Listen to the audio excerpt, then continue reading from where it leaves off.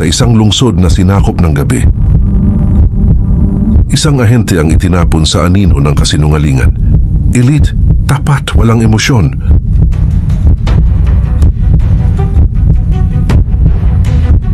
So-hyuk, Black Ops Assassin. Inutusan siyang patayin ang leader ng Yakuza sa Korea, pero hindi ito ang misyon na inaakala niya.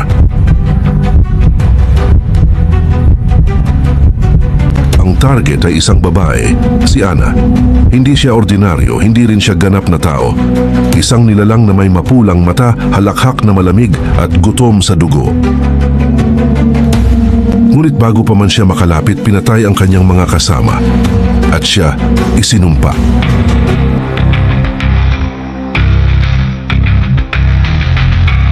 Tinalikuran ng gobyerno. Ginawang eksperimento, pinaglaruan ng kapalaran. Ngayon siya ay lalaban, hindi na para sa bansa, hindi para sa batas. Muling nabuhay. Ngayon ay isa na rin siyang nilalang na immortal.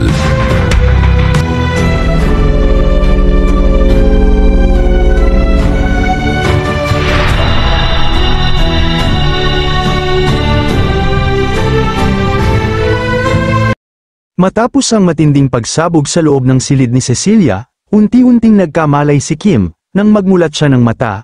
Una niyang nasalayan si Cecilia. Naisip agad ni Kim kung paano ito nakaligtas sa pagsabog, ngunit napansin ni Mirror na nagising na si Kim, habang siya ay nasa ibabaw nito. Nagulat si Kim sa kanilang posisyon at agad na napansin ang mga kagat sa leeg ni Mirror. Bago pa man siya makapagsalita, nahihiyang sinabi ni Mirror kay Kim na alisin ang kanyang kamay. Laking gulat ni Kim nang mapansing hawak niya pala ang malaking melon ni Mirror. Agad na naghiwalay ang dalawa sa kahihiyan. Samantala, hindi maiwasang magtanong ni Kim kung ano ang nangyayari sa kanya. Tinanong siya ni Mirror kung hindi ba niya naaalala ang mga nangyari. Sa tabi, tahimik na pinagmamasdan ni Cecilia ang mga pangyayari. Habang iniisip ni Kim ang sitwasyon, sinimulan ni Mirror ang pagpapaliwanag. Ikinwento niyang iniligtas niya si Cecilia noong tinangka nitong habulin si Natalie. Ngunit hindi nila inasahang nasasabog ang putol na kamay ni Abigail na iniwan ito. Sa huling sandali, nasagip ni Kim si Cecilia, hinawakan niya ito sa likod ng damit at buong lakas na itinapon palayo sa sumasabog na kamay. Nakita mismo ni Cecilia kung paanong isinugol ni Kim ang sarili sa gitna ng pagsabog upang siya ay mailigtas. Tumahimik si Cecilia matapos marinig ang kwento ni Mirror. Matapos ang insidente, dinala ni Mirror si Kim sa kanyang silid at inalagaan ito. Bigla na lamang nagsalita si Cecilia, tinanong kung tapos na ba si Mirror sa kanyang ginagawa, dahil kailangan na nilang kumilos, maraming kalaban ang paparating. Habang tumatalikod na si Cecilia, sinabihan siya ni Mirror na maghintay. Siya pa rin ang nagligtas sa buhay niya, kung alam ba niya yun, sabi ni Mirror. Napatanong si Kim sa tono ng kanyang pananalita, hindi man lang ba makapagpasalamat sa kanya, ngunit ang tugon nito ay may sarkasmo, kailangan pa ba niyang lumuhad sa taong nagligtas sa kanya? Agad naman siyang sinagot ni Mirror, hindi yun ang ibig niyang sabihin.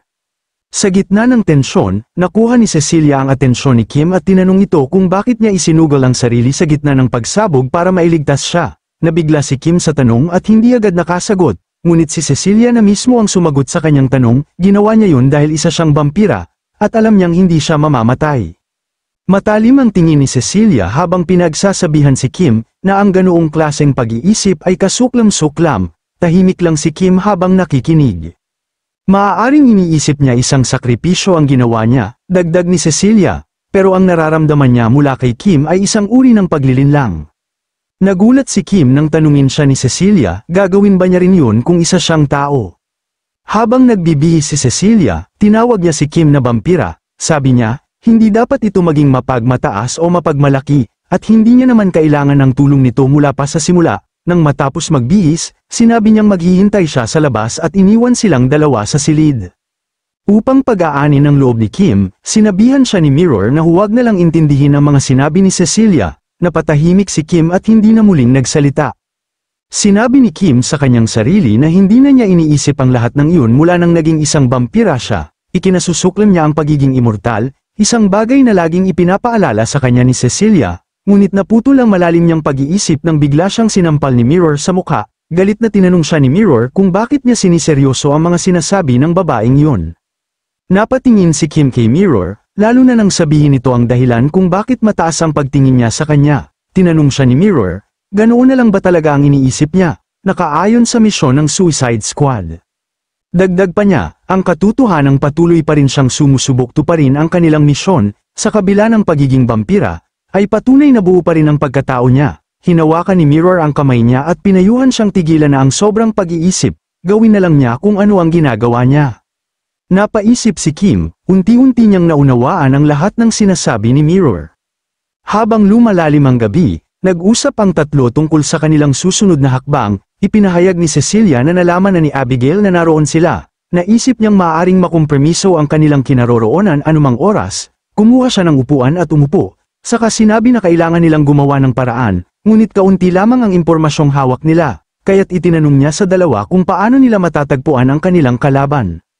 Agad namang inilabas ni Mirror ang isang brown envelope. Ipinaliwanag niyang hindi sila ganap na walang intel, may data silang natanggap mula kay Diego tungkol sa cartel. Sa kabila ng impormasyong yon, napabuntong hininga si Cecilia. Hindi sila nandito para hulihin ang mga cartel, nandito sila para maghanap ng vampira.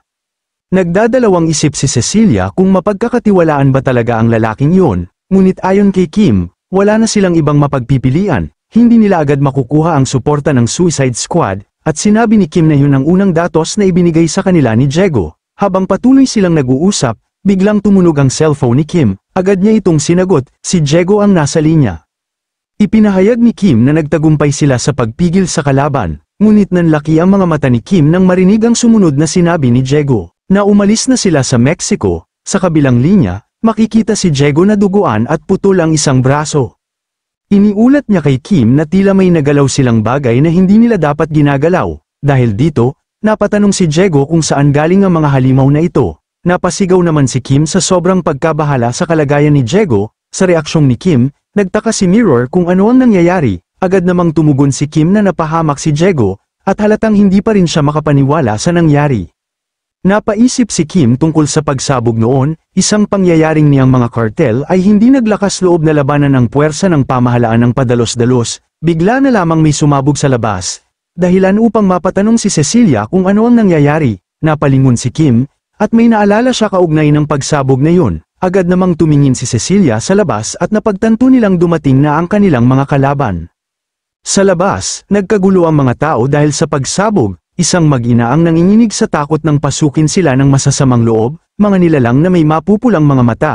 Dahan-dahan itong lumalapit sa mag-ina, at nagulat ang babae nang biglang lumiwanag ang mga mata ng isang estranghero. Samantala, si Cecilia ay nakamasid sa kaguluhan at napagtanto niyang nadadamay na ang mga sibilyan. Habang nangyayari ito, napagtanto ni Kim na ang pagsabog ay kapareho ng abilidad na nakita niya noon. Naisip niyang balak silang patayin ng mga taong ito, kasama ang mga sibilyan. Sa di kalayuan, may tatlong figure ang nakatayo sa gitna ng nasusunog na kabahayan. Agad itong napansin ni Kim, dumating na ang grupo ni Abigail. Sinabi ni Abigail na ang mga bishop ay nasa lugar lang na yun at kailangan lang nilang maghintay na magpakita ang mga ito. Sa isang malademonyong ngiti, idineklara niyang papatayin niya ang lahat. Ipinahayag naman ni Bernice na humigit kumulang 100 miyembro ng sindikato ang napilitang ma-inject ng kakayahang nagmula kay Natalie. Kung hindi makikialam ang mga bishop, mamamatay ang lahat ng sibilyan sa loob ng 5 minuto. Bigla namang nakuha ang atensyon ni Bernice nang dumating si Natalie, na umiiyak sa kanyang naputol na kamay. Samantala, nakatayo si Abigail sa gitna ng nasusunog na mga bahay at muling tinawag ang mga bishop na magpakita na. Nang marinig ito, nakaramdam ang tatlo ng matinding pagkabahala sa kanilang sitwasyon, lalo na sa pahayag ni Abigail, na kung maghihintay pa sila ng matagal, marami pang inosente ang mamamatay. Ipinahayag ni Abigail na dumating na ang wakas. Habang ginagamot ang kamay ni Natalie, nagulat sina Natalie nang muling tumubo ang kanyang kamay, ngunit ngayon sa ngiti ni Abigail may halong kasamaan, at sa pagkawala ni Lily at Anna, ipinahayag niya na wala nang makakapigil sa kanya. Agad na kumilos si Mirror, naiinis sa ginagawa ng kanilang kalaban, ngunit agad siyang pinigilan ni Kim at sinabing maghintay muna, maaaring ito ay isang patibong. Gayunpaman, nabahala si Mirror tungkol sa mga sibilyan. Napalingon ang dalawa nang biglang magsalita si Cecilia. Sinabi nito na sila na ang bahala sa mga sibilyan at sa mga maliliit na kalaban. Umakyat si Cecilia sa bintana at inihanda ang sarili upang harapin ang pinuno. Inilabas niya ang kanyang blue flame at inilagay ito sa kanyang mga paa. Dahil dito, wala nang nagawa ang dalawa kundi pagmasdan si Cecilia habang paalis na siya. Agad namang napansin ni Bernice na may paparating at binalaan niya si Abigail. sa kabila ng babala, nagulat pa rin si Abigail nang makita si Cecilia na mabilis na papalapit sa kanilang kinalalagyan, kaagad niya itong nakilala bilang ang bishop na gumagamit ng blue flame. Ipinahayag ni Bernice na may kalamangan sila, pero nakikiusap pa rin siyang mag-ingat si Abigail, samantala, nanginginig ang katawan ni Abigail, hindi sa takot, kundi sa pananabik na makipaglaban, dahil dito, sinalubong niya agad si Cecilia, at sabay silang umatake. Habang nangyayari yun, sinabi ni Abigail na matagal na niyang hinihintay ang araw na ito, ang muling makalaban ng bishop na gumagamit ng blue flame, nag-abot ang kanilang mga atake, espada ni Abigail laban sa sipa ni Cecilia na binabalutan ng bughaw na apoy, nagsalpukan ng kanilang lakas, at lumikha ito ng isang matinding alon ng enerhiya sa paligid. Samantala, sa kabilang dako, tinatapos ni Mirror ang mga cartel na na-inject ng kakayahan ni Natalie, habang nilalabanan niya ang mga ito, naisip niya na mabuti na lang at naasikaso niya agad bago pa man sila sumabog, napagtanto rin niyang hindi na mga sibilyan ang target ng kalaban. Napalingon si Mirror nang biglang dumating si Natalie at agad siyang inatake, mabilis naman niya itong nasangga, naisip ni Mirror na siya na lang ang problema ngayon, patuloy siyang itinutulak ni Natalie gamit ang kanyang sandata, pero nagawa ni Mirror na lumikha ng puwang sa pagitan nila at agad siyang umatake. Gayunpaman, nasasalo pa rin ni Natalie ang bawat hampas ng kanyang espada. Sa gitna ng kanilang labanan, inalala ni Mirror ang tungkol sa kakayahan ni Natalie, na kayang gamitin ang bahagi ng kanyang katawan bilang pampasabog. Dahil dito, naisip niya ang ibang paraan ng pag-atake. Sa wakas, nagawa niyang madesarmahan si Natalie, na ikinagulat nito. Sinamantala ni Mirror ang pagkakataon at sinipa ang paa ni Natalie, nawalan ito ng balanse at bumagsak sa lupa. Hindi na nagsayang ng oras si Mirror, agad niyang ginamit ang kanyang espada at buong lakas na itinarak ito sa katawan ni Natalie, tumalsik ang maraming dugo habang ginagawa niya ito, iniisip niyang tatapusin na si Natalie sa isang atake lamang, wala na siyang oras para isa-isang putulin pa ang anumang bahagi ng katawan nito. Dahil sa matinding sakit, napasukan ng dugo si Natalie, habang nangyayari ito, binanggit ni Mirror ang isang talata mula sa Biblia, Mateo Kapitulo 16 versikulo 18. Sinasabi ko rin sa iyo, na ikaw ay si Pedro, at sa ibabaw ng batong ito ay itatayo ko ang aking iglesia, ang tarangkahan ng Hades ay hindi mananaig laban dito. Bigla namang nagliwanag ang espada ni Mirror habang nakatarak pa ito sa katawan ni Abigail, nanlaki ang kanyang mga mata nang makita ang liwanag, napagtanto niyang ito pala ang espada ng Diyos. Sa sandaling yun, bumaba ang banal na espada mula sa langit, patungo kay Natalie. Sinabi ni Mirror, na parusahan na ang makasalanan, hindi na naiwasan ni Natalie na mabalisa sa kanyang kalagayan, nang tamaan siya ng banal na espada, unti-unting nawasak ang kanyang katawan dahil sa taglay nitong kapangyarihan, tahimik na pinanood ito ni Mirror, nang hamupa na ang liwanag, kinuha niya muli ang kanyang espada. Tinignan niya ang katawan ni Natalie, nahati ito sa dalawa, bakas sa lupa ang tindi ng kanyang naging atake, itinaas niya ang kanyang espada at malamig na sinabi. Huwag siyang masyadong malungkot, Natalie, ipapadala rin niya ang kanyang amo sa lalong madaling panahon. Habang tinatapos na sana ni Mirror ang laban, may biglang humawak sa kanyang likuran. Nagulat siya, si Kim pala ang dumating at agad siyang kinaladkad palayo. Nagtaka si Mirror at tinanong si Kim kung ano ang ginagawa nito. Bigla na lang may sumabog sa kanilang paligid, dahilan ng pagkagulat ni Mirror. Agad namang nagpaliwanag si Kim, may sniper sa lugar. Nang inatake nila si Cecilia, si Natalie ang siyang tumanggap ng utos mula sa sniper na yun. Ibinunyag ni Kim na si Bernice ang tinutukoy niyang sniper, at sa mga oras na yun, naghahanda na ito para umatake muli. Sunod-sunod ang mga pagsabog sa iba't ibang bahagi ng lugar, kaya sinabi ni Kim na kailangan muna nilang hanapin at palabasin ng sniper, agad namang sumang-ayon si Mirror, aniya, mahirap talunin ng isang sniper, tumugon si Kim, higit sa lahat, isa siyang commander. Ipinaliwanag pa niya na para maprotektahan ang sarili, inilagay ni Bernice ang lahat ng kanyang tauhan sa paligid mula pa sa simula ng laban, maliban kay Natalie.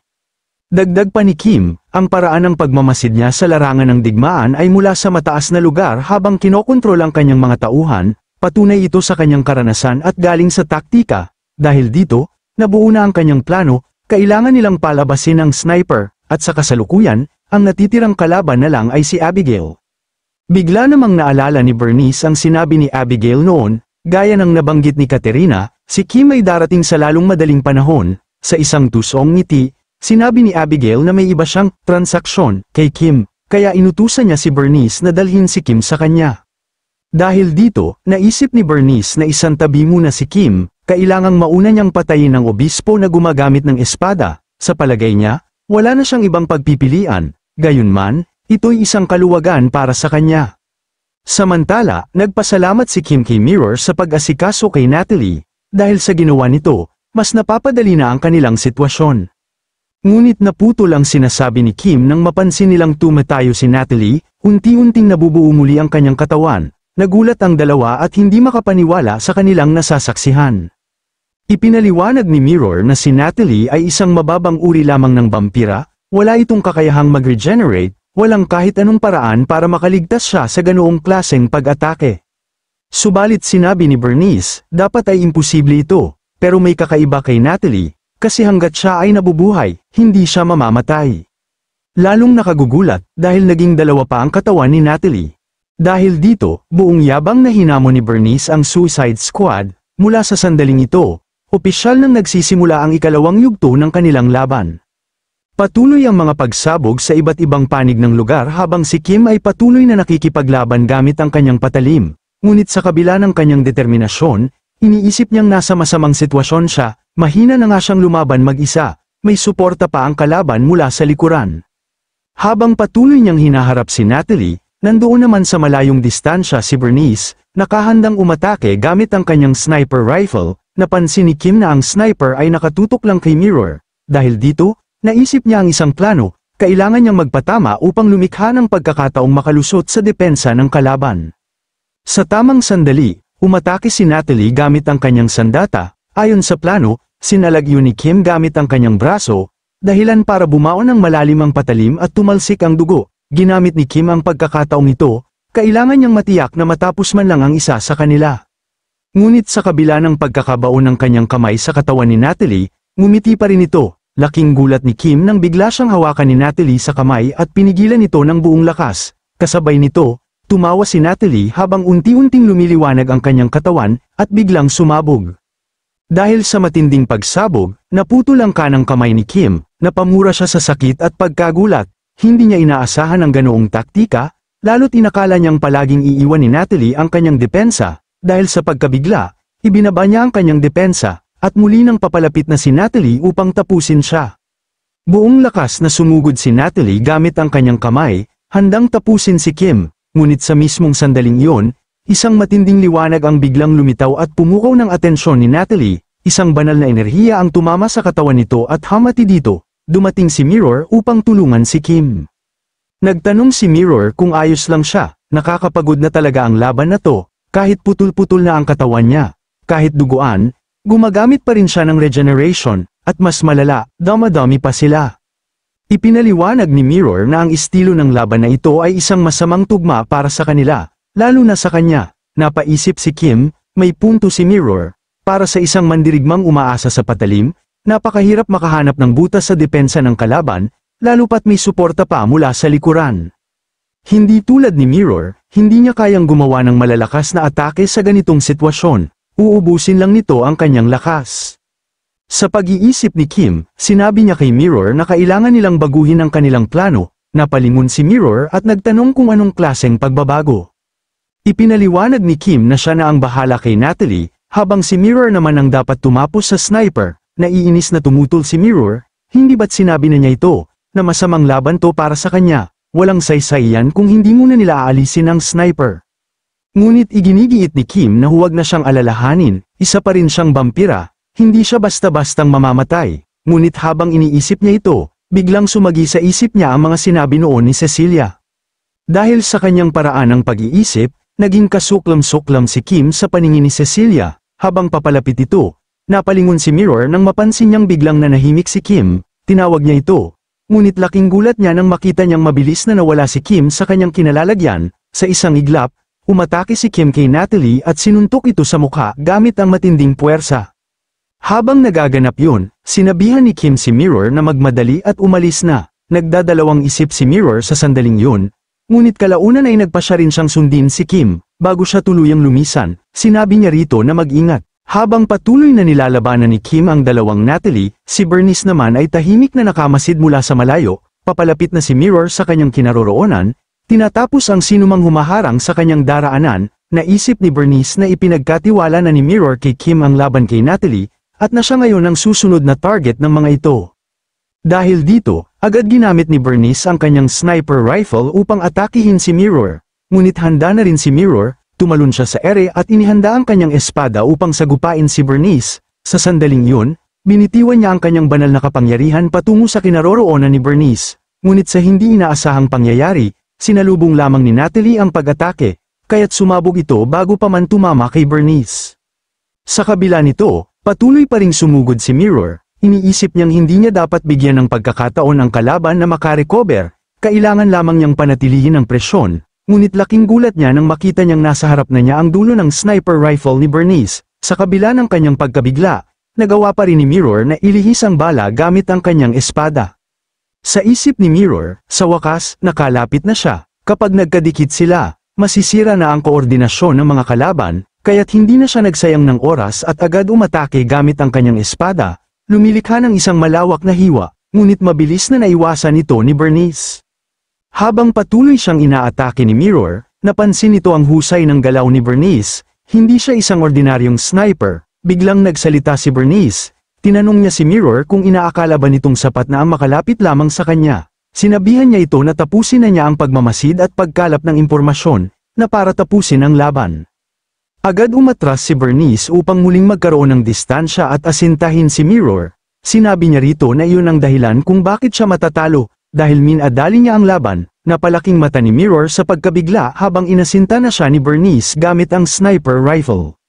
Walang pag-aalinlangan, pinaputok ni Bernice ang kanyang sniper rifle. Dahil sa lakas ng putok, nagkaroon ng pagkawasak sa paligid. Wala nang sapat na oras si Mirror upang makaiwas, kaya't sinalo niya ang pag-atake gamit ang kanyang katawan. Sa tindi ng puwersa, napaatras siya ng malayo.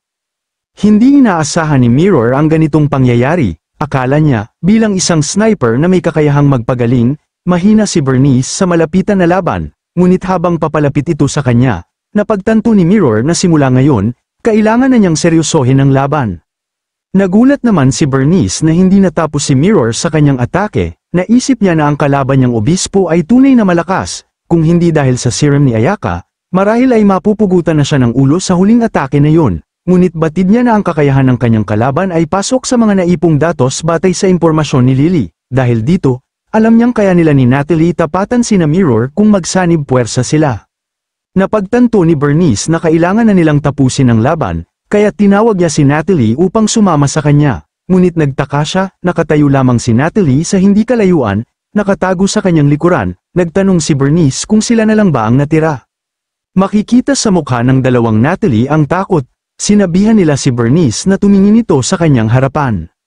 Napalingon si Bernice upang tingnan kung ano ang nangyayari. Nang makita niya ito, sinabi niya sa kanyang sarili na ito na ang perpektong pagkakataon. Napalingon din si Mirror sa kanyang likuran upang masdan ang sitwasyon, at doon niya nakita ang isang figurang naglalakad papalapit sa kanila, si Kim pala yun. Dumating si Kim at sa kanyang pagdating ay nagising ang kanyang kapangyarihan, malakas niyang sinabi sa mga tao roon na hindi na siya mauubusan ng dugo. Kahit nawasak ang kalahati ng kanyang katawan, nagulat si Mirror nang marinig ang sinabi ni Kim sa kanya. Katulad ng dati niyang pahayag, siya ay patay na, hindi na mahalaga kung isa pa ba siyang tao o isa ng vampira, narito siya ngayon upang makamit ang kanyang layunin na maghiganti. Sa kabila ng pagiging nilamon ni Kim ng kanyang kapangyarihan, naalala niya ang sinabi ni Anna, na magtatagumpay din siya. Tulad ng kanyang inaasahan, siya raw ay isang interesanteng tao. Naalala rin niya ang sinabi ni Cecilia, kung isa nga siyang tunay na tao, hindi niya kailanman gagawin ang ganoong bagay. Habang papalapit ang dalawang Natalie at handa na siyang atakihin, patuloy na umuukilkol sa isip ni Kim ang sinabi ni Cecilia, na ang ganoong klaseng pag-iisip ay kasuklam-suklam para sa kanya. Ngunit habang may kamalayan pa siya, nilabanan ni Kim ang kanyang sarili, pinatahimik niya ang kaguluhan sa kanyang isipan at nagawa pang sakalin ang dalawang Natalie, buong lakas niyang pinisil ang leeg ng mga ito upang mahirapan silang huminga. Iniisip niya na, sa puntong ito, hindi na mahalaga kung sino siya, ang tanging layunin niya ay patayin ang taong sumire sa kanyang buhay, si Anna. Sa kabila nito, ikinatutuwa pa rin ni Kim ang ideyang magiging isa siyang vampira. Naputol ang kanyang pag-iisip nang may biglang tumawag sa kanya. Dumating pala si Mirror, daladala ang kanyang dalawang malulusog na dibdib na iniharap niya kay Kim. Sa sandaling yun, niyakap niya si Kim at isinubsob ang mukha nito sa kanyang dibdib. Nakilala siya ni Kim, at sinabi naman ni Mirror na pwede na siyang tumigil ngayon. Ipinaalam niya rin kay Kim na umatras na ang kanilang kalaban. Habang yakap siya ng mahigpit ni Mirror, nakasubsob at nakatingin si Kim sa kanyang dibdib. Napaisip siya kung nawalan ba siya muli ng malay. Nalito siya lalo nang humingi ng paumanhin si Mirror, na tila sinisisi ang sarili sa lahat, dahil sa kanya raw, itinulak ni Kim ang sarili sa sukdulan. Ngunit tinanggihan ito ni Kim, sinabi niya na walang dapat humingi ng paumanhin, sapagkat ang operasyong ito ay ideya niya. Sa oras na yun, tuluyan nang nilabanan ni Kim ang kanyang sarili upang hindi tuluyang maging isang halimaw, na ikinabahala naman ni Mirror. Napaupo si Kim, ngunit napagtagumpayan niyang mapaglabanan ito. Agad lumapit si Mirror sa kanya at hinawakan ang kanyang kamay na may pag-aalala. Mukhang samobra raw ang paggamit niya ng reverse eye, kaya pinayuhan siya ni Mirror, na sa ngayon, magpahinga muna at mag-focus sa pagpapagaling, lalo na't aalis na rin siya maya-maya. Naputol ang kanilang pag-uusap nang biglang may sumabog sa di kalayuan, napatingin ang dalawa. Kapwa nagulat, sinabi ni Mirror na kailangan niyang tulungan si Cecilia. Sa kabilang dako, patuloy ang matinding labanan sa pagitan nina Cecilia at Abigail. Makikita sa paligid ang sunod-sunod na pagsabog. Natutuwa si Abigail habang lumalaban, ito ang hinahanap-hanap niyang pakiramdam. Gamit ang kanyang kakayahang blood transformation, pinalitaw niya ang matutulis na bagay mula sa mga dugo sa lupa. Sa ganitong klaseng pakikipaglaban lang siya tunay na nabubuhay, sabi ni Abigail. Ngumiti si Cecilia, may pananabik sa laban, habang inihahanda ang sarili para umatake. Tinatanong siya ni Abigail kung tama ba ang kanyang nararamdaman. Sa sandaling yun, mula sa dugo ay lumipad ang mga sibat patungo kay Cecilia. Habang lumilipad siya sa ere, ginamit niya ang blue flame at inilagay ito sa kanyang kamao upang sanggay ng mga sibat. Natunaw ang mga ito sa kanyang kapangyarihan. Mula sa ere, inihanda ni Cecilia ang kanyang nag-aalab na kamao at mariing sinabi kay Abigail, mas mabuti sigurong tigilan na niya ang nararamdaman mong yan. Nagkasalubong ang kanilang mga tingin, at buong lakas na ibinato ni Cecilia ang kanyang blue flame na kamao patungo kay Abigail. Sa tindi ng lakas ng atake, nag-iwan ito ng bakas ng pagkawasak sa paligid, at nagangat ng alikabok. Nagulat si Cecilia, hindi niya inakalang sa gitna ng kanyang malakas na pag-atake ay nagawa pa rin ang hangal na yun ang makaganti. Samantala, iniisip naman ni Abigail habang ginagawa ang kanyang counter-attack, na kung mas mabagal lang ng kaunti ang kanyang reaksyon, maaaring naging mapanganib yun sa kanya.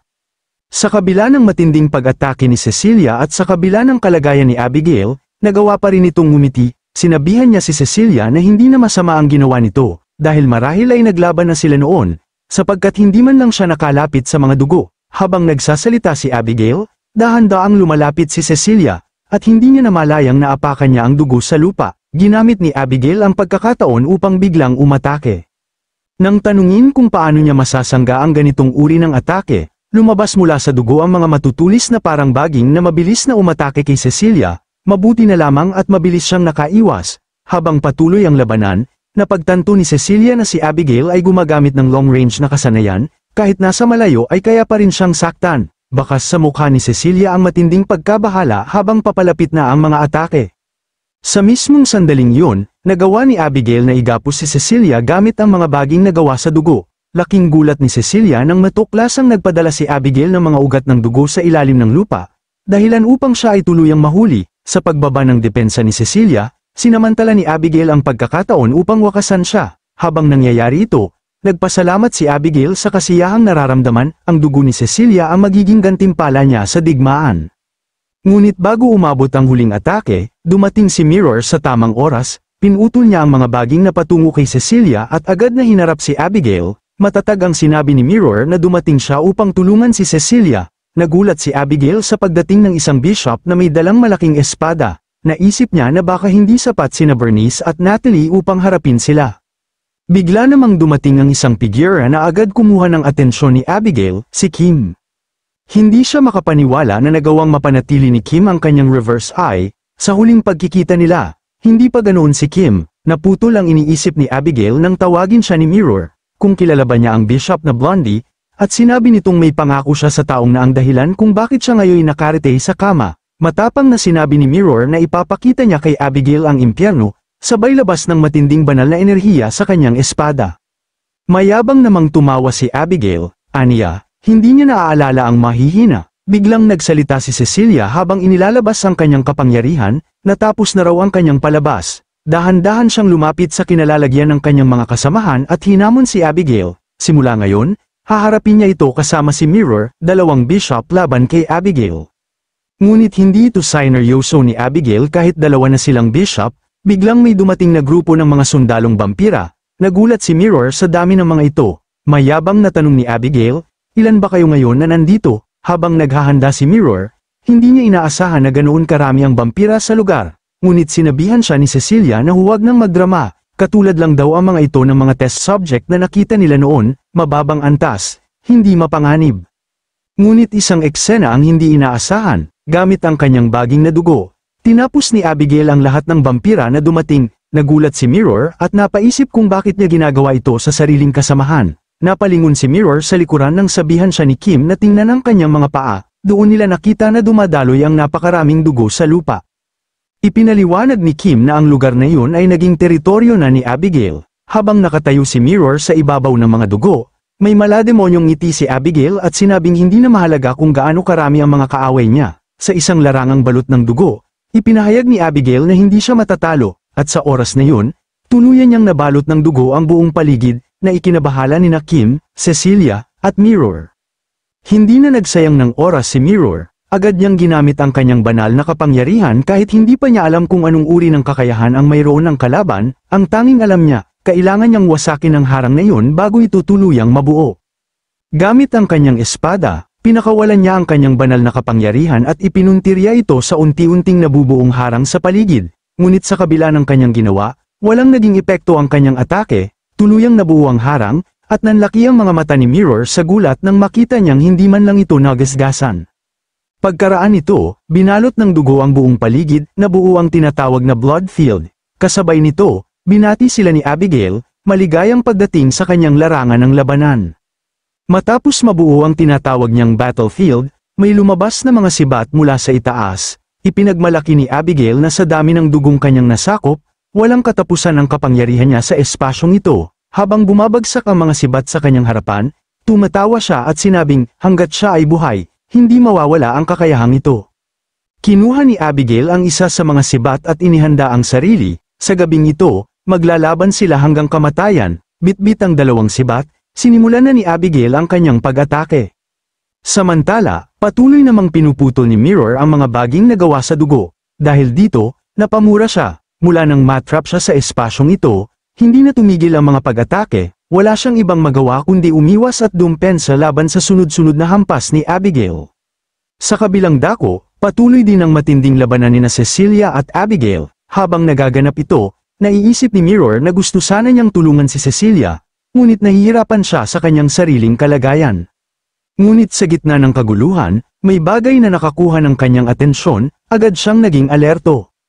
Nang nakita niya si Kim na pinupuluputan ng baging na dugo, habang may paparating pang atake, wala na itong nagawa dahil hindi siya makaiwas sa kanyang kalagayan, agad namang dumating si Mirror upang tulungan si Kim. Gamit ang kanyang espada, pinutol niya sa pira-piraso ang mga baging na dugo, tumalon si Mirror at dinala si Kim sa isang lugar na walang dugo.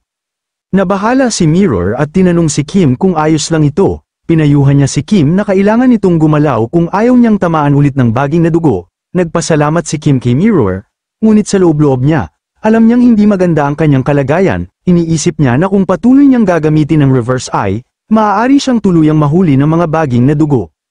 Habang tinutulungan siya ni Mirror na makaiwas, nabahala naman ito para kay Cecilia. Iniisip ni Mirror na kailangan munang kumapit si Cecilia kahit kaunti pa, habang naghahanap siya ng paraan upang agad itong matulungan.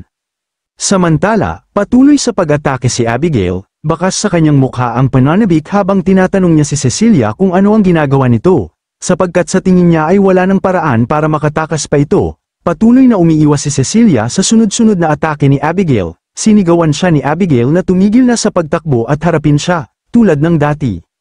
Sa kabila nito, agad na napansin ni Cecilia ang paparating na atake mula sa ibaba. Ginamit niya ang kanyang blue flame upang makaiwas at agad siyang lumipad papunta sa ere. Habang nasa ere si Cecilia, sinabihan niya si Abigail na huwag siyang madaliin. Kasabay nito, inihanda niya ang kanyang kamao na nababalutan ng blue flame at sinabi kay Abigail na mapapatay rin naman niya ito.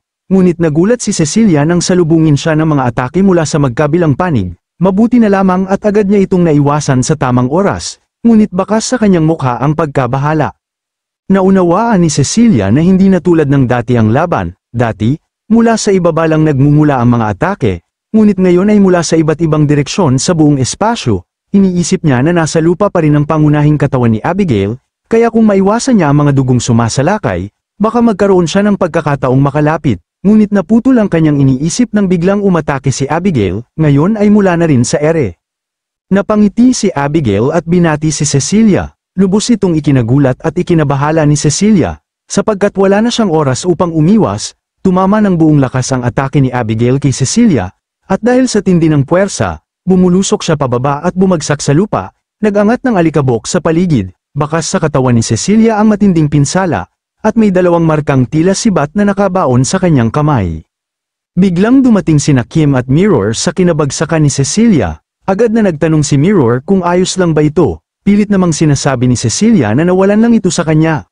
Ngunit sa loob-loob niya, napagtanto niyang napakahirap talunin si Abigail, ang buong espasyo ay tila saklaw ng kakayahan nito, at wala na halos ligtas na lugar. Samantala, iniisip ni Mirror na malayo pa ang pagsikat ng araw, at hindi niya alam kung kakayanin pa ba nilang maghintay hanggang sa oras na yun. Narinig ito ni Kim, at saglit siyang napaisip, napansin niyang tiyak na pagod na si Mirror sa patuloy na pagprotekta sa kanya. At marahil ay nasa sukdulan na rin si Cecilia sa pakikipaglaban mag-isa kay Abigail. Napalingon sina Mirror at Cecilia nang biglang magsalita si Kim. Sinabi niya na oras na upang isakatuparan ang kanyang plano, gagawin niyang pain ang sarili upang makalabas sina Mirror at Cecilia mula sa lugar na ito. Galit na tumutol si Mirror, sinasabi na hindi siya papayag, paanong mapipigilan ni Kim ang babaeng yun. Ngunit kalmado lamang si Kim, sinabi niyang hindi naman siya mamamatay, kahit papaano. Makakabili siya ng kaunting oras, sa anumang paraan, ang espasyong kinaroroonan nila ay gawa rin sa matigas na dugo, at posible itong sirain gamit ang apoy ni Cecilia at ang kanyang sariling kakayahan, ngunit, aminado siyang napakadelikado ng planong ito, gayunpaman, ito ang pinakamahusay nilang opsyon sa ngayon. Saglit na napaisip si Cecilia sa mga sinasabi ni Kim, ngunit naputol ang kanilang usapan nang biglang nagsalita si Abigail na hindi pwede, dahil hindi pa siya nag-e-enjoy. Bigla na lang may tumusok sa kanang balikat ni Kim, kasunod ang isa pa sa kabilang bahagi ng kanyang katawan. Napasigaw si Mirror sa pagkabigla at pag-aalala, habang si Kim naman ay nanatiling nakatingin sa mga bagay na nakatusok sa kanyang katawan, tila hindi makapaniwala, sa isip niya, nawala na naman ba ang kanyang kamalayan, nabalisa siya para kina Mirror at Cecilia. Nang muling magkamalay si Kim, nanlaki ang kanyang mga mata sa gulat, nakaluhod siya, na may bagay na nakatusok sa kanyang katawan, at napagtanto niyang hindi na siya makagalaw, nakagapos na ang kanyang mga kamay, lalo siyang nagulat nang muling magsalita si Abigail, ayaw niyang gawin ito sa ganitong paraan, pero para sa kanyang layunin, kailangan niya ang dugo ni Kim. Nakita ni Kim na nakatali rin sina Mirror at Cecilia, parehong walang malay, hindi siya makapaniwala, sa isip niya, nahuli pa rin sila sa huli, habang papalapit si Abigail sa kinalalagyan ng dalawang obispo, na puno ng matinding pagkadismaya si Kim, palagi na lang siyang tinutulungan ng iba, pero ngayon, naisip niya, kung talagang mahalaga ang mga taong ito, kailangan niyang gawin ang kahit ano, kailangan niya silang iligtas. Paulit-ulit niyang sinasabi sa sarili na kailangan niyang gumalaw habang buong lakas na sinusubukan niyang makawala sa pagkakatali, ngunit hindi rin niya maiwasang mangamba, palapit na ng palapit si Abigail kina Mirror at Cecilia. Bigla na lamang umilo ang katawan ni Kim, napakuyom siya ng ngipin sa matinding galit. Nagulat si Abigail at napatingin sa ibaba, sa isip niya, ano ang ilaw na ito na kumakalat sa kanyang paa. Doon niya nakita, ang dugo ni Kim ay nagliliwanag sa gintong liwanag habang tumutulo ito sa lupa, at sa isang iglap, nagliwanag ito ng matindi, doon napagtanto ni Abigail, nakakayahan ito ni Natalie. At sa mismong sandaling yun, sumabog ang napakalakas na enerhiya. Matapos ang matinding pagsabog, makikitang nakahiga si Kim sa lupa, habol ang hininga. Bigla siyang nagising, at tumulo ang malamig na pawis sa kanyang mukha, hindi niya maunawaan kung ano ang sanhi ng pagsabog kanina. Ngunit agad niyang naisip sina Mirror at Cecilia, pilit siyang bumangon kahit nanlalambot ang kanyang katawan. Paglingon niya, nakita niyang maayos ang kalagayan ng dalawa kaya't labis ang kanyang pasasalamat, inisip niyang baka ito ay dahil sa kakayahan ni Abigail, na siya ang nagprotekta sa kanila mula sa pagsabog. Ngunit bigla na lamang may isang figurang papalapit sa kanya. Tinawag nito ang pansin ni Kim, at bakas sa mga mata nito ang matinding pagkabahala, si Abigail pala ito. tinanong niya si Kim kung siya ba ang may gawa ng nangyaring pagsabog. Bagamat may mga bakas ng pinsala sa katawan ni Abigail, dahan-dahan itong lumalapit kay Kim habang bitbit ang kanyang espada. Nang makita ito ni Kim, napamura siya sa kaba. Pilit siyang tumatayo dahil alam niyang kailangan niyang makalayo. Sinubukan niyang igalaw ang kanyang mga kamay, ngunit wala siyang magawa, tila hindi gumagana ang kanyang katawan, marahil dahil sa matinding paggamit ng kanyang dugo upang gumaling. Wala na siyang nagawa nang tuluyang tumayo si Abigail sa kanyang harapan, handa na siyang tapusin. Hindi nagdalawang isip si Abigail, itinaas niya ang kanyang espada para wakasan si Kim. Sa sandaling yun wala nagawa si Kim, tanggap na ang kanyang katapusan, habang iniisip niya ang tungkol sa pagsipsip ng kanyang kakayahan, na marahil ay patunay ng kanyang awakening. Ngunit sa hindi inaasahang pangyayari, biglang nagising si Kim dahil sa patak ng dugo sa kanyang labi. Dugo pala ito ni Abigail, sinugatan niya ang sariling palad upang painumin si Kim. Ayos na, sa wakas, pwede na tayong mag-usap, sabi ni Abigail habang nakatuntong sa ibabaw ni Kim. Napuno ng katanungan ang isip ni Kim, bakit siya, at ano ang ibig sabihin nito?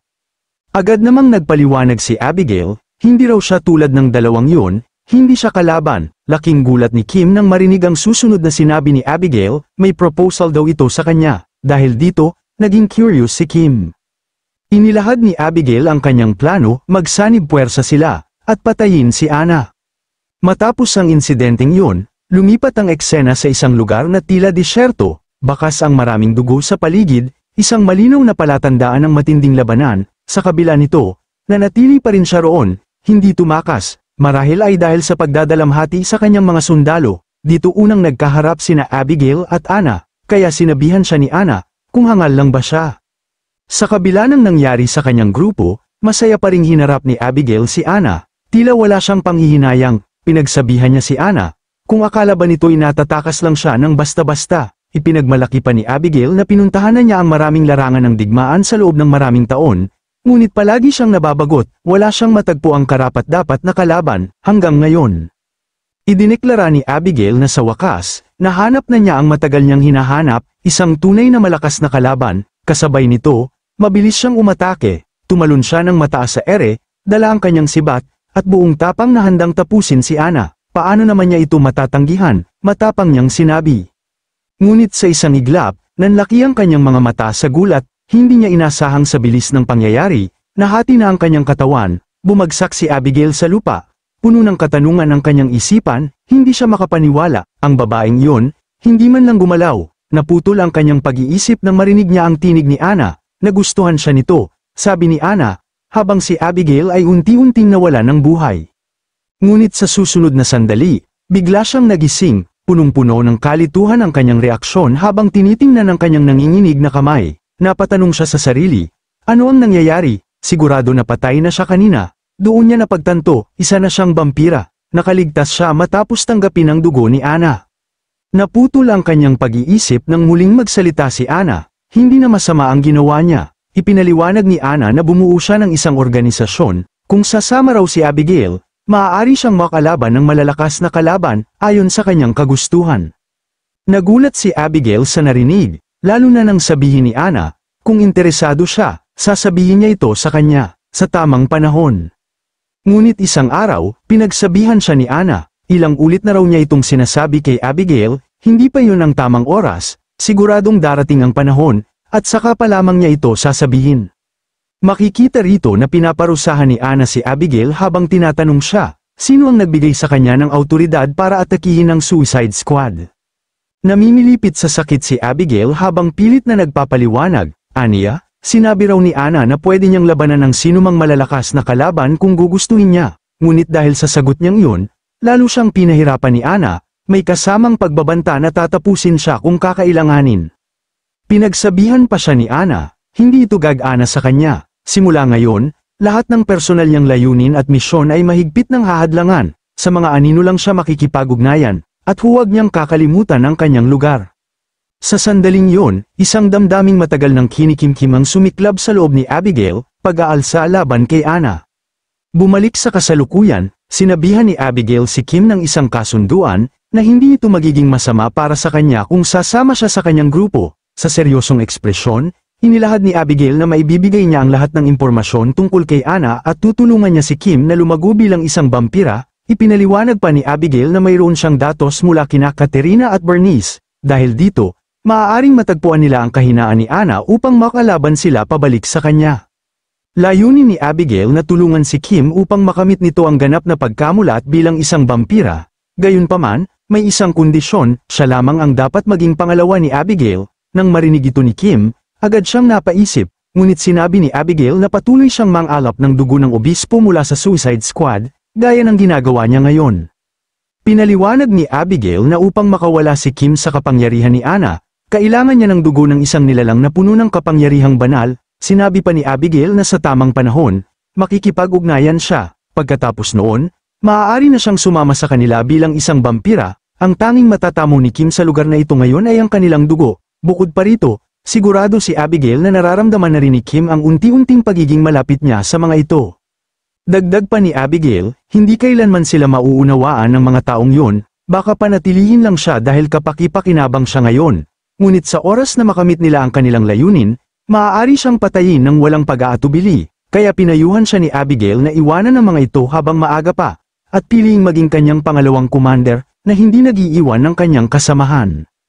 Matapos ang pag-uusap na yon, biglang natahimik ang paligid at napaisip si Kim. Napangiting sinabi ni Abigail na mukhang kailangan pa ni Kim ng oras para mag-isip, kaya ayos lang yun. Kasabay nito, inilahad ni Abigail ang kanilang lokasyon, matatagpuan sila sa disyerto sa silangan ng Sonoran.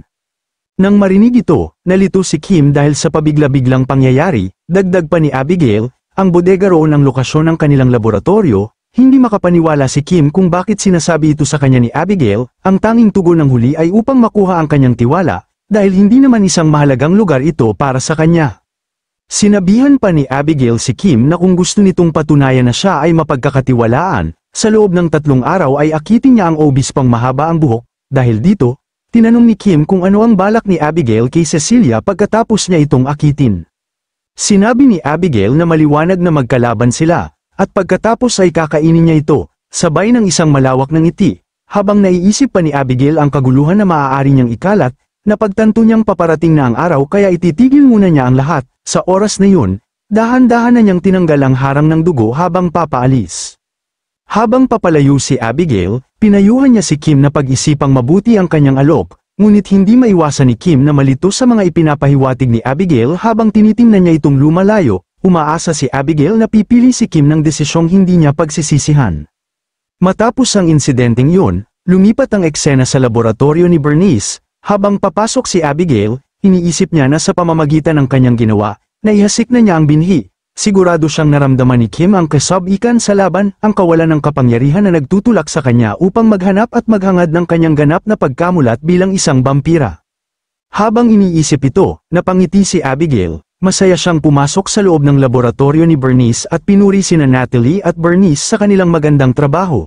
Ayon sa kanya, sakto ang pagdating ng kanilang mga reinforcements at napakaganda ng pagkakahanay ng mga ito. Ngunit laking gulat ni Abigail nang makitang walang tao sa loob ng laboratorio. Napaisip siya kung saan sila nagpunta. Bigla siyang nagulat nang may nagsalita sa kanyang likuran, isang tinig na nakikiusap na tingnan muna niya ang kanyang sarili. Dumating pala si Anna, at mariing pinagsabihan si Abigail. Wala raw siyang naaalala na binigyan niya ito ng utos, kaya tinanong niya si Abigail kung saan ito nanggaling. Nang makita ni Abigail na dumating si Anna, agad siyang lumuhod at binati ito. Hindi siya makapaniwala, bigla na lamang itong dumating, at bakas sa kanyang mukha ang matinding pagkabahala. Tinanong niya si Anna kung ano ang nagdala sa kanya rito. Sa isip ni Abigail, imposibleng naroon si Anna nang walang mabigat na dahilan. Ngunit nilagpasan lamang siya ni Anna at malamig na sinabi, hindi ito tungkol sa negosyo. Diretsong nagtungo si Anna sa isang test subject at ipinaliwanag na narito siya upang suriin kung nasa ayos ang kanilang pananaliksik. Habang hindi pa tapos si Anna sa pagsusuri, lumapit ito sa isang mesa, marahang kinuha ang isang test tube, at tinitigan ito, tila may sinusur na mahalagang detalye. Nanlaki ang mga mata ni Abigail sa gulat at kaba. Alam niyang ang test tube na iyon ay may impormasyong patungkol kay Anna, impormasyong balak sana niyang ibigay kay Kim. Tahimik lang si Anna, at bagamat hindi malinaw kung may nalaman ito, alam ni Abigail na kung mabuking siya, maaaring ito na ang katapusan niya.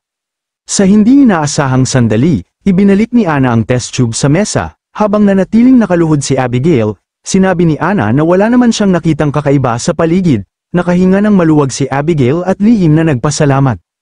Ngunit agad na napalitan ang kanyang ginhawa ng matinding kaba nang biglang sabihin ni Ana. Narinig niya na pinuntahan nito ang Suicide Squad. Tumulo ang malamig na pawis ni Abigail habang nanlalamig ang kanyang katawan. Napatingin si Ana sa kanya. Tila naghihintay ng paliwanag. Sa isip ni Abigail, napamura siya. Alam pala ni Ana ang lahat. Bagamat natatakot, sinang-ayunan ni Abigail ang sinabi nito. Ipinaliwanag niya na narinig niyang sinusundan ng kalaban ng Bloody Snow, kaya bago pa sila umatake sa laboratorio, nagdesisyon siyang mauna sa pag-atake. Sa kasamaang palad, nawala niya ang mga kalaban, pero dahil dito, naligtas ang laboratorio.